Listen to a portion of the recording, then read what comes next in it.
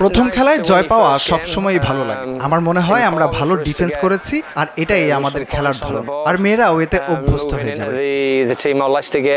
Peter Butler, যাকে শুরুতে দেখা হচ্ছিল একরোখা কঠোর শৃঙ্খলাবাদী কোচ হিসেবে, এখন তিনি নারীদের ফুটবল ইতিহাস গড়ার কারিগর। মাঠের বাইরে ছিল বিদ্রোহ, বিতর্ক আর শোরগোল, মাঠের ভেতরে ছিল কেবল দৃঢ়তা, কৌশলের প্রতি অটল বিশ্বাস আর ভবিষ্যতের জন্য তৈরি করা একদল নতুন মুখ।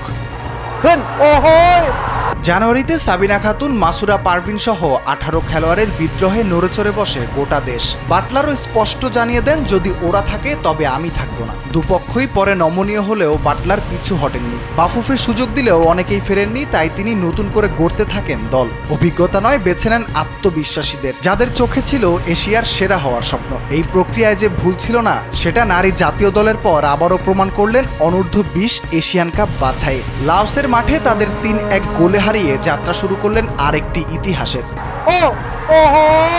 সমালোচনা পেছনে ফেলে পুরনো নাম বাদ দিয়ে বাটলার চোখ রেখেছিলেন সামনের দিকে। সাফের রঙিন স্মৃতি পেছনে ফেলে স্বপ্ন দেখেছেন বড় মঞ্চের, আর সেই স্বপ্নের পথে আজ বাংলাদেশ। তাহলে কি সাবিনাদের বিদ্রোহী বদলে দিল চিত্রপট, নাকি বাটলারের অপ্রিয় সিদ্ধান্তই ছিল সবচেয়ে প্রিয় বাস্তবতা?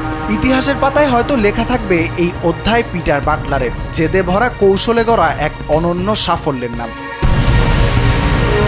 রাফিউল ইসলাম রাতুল, কালবেলা।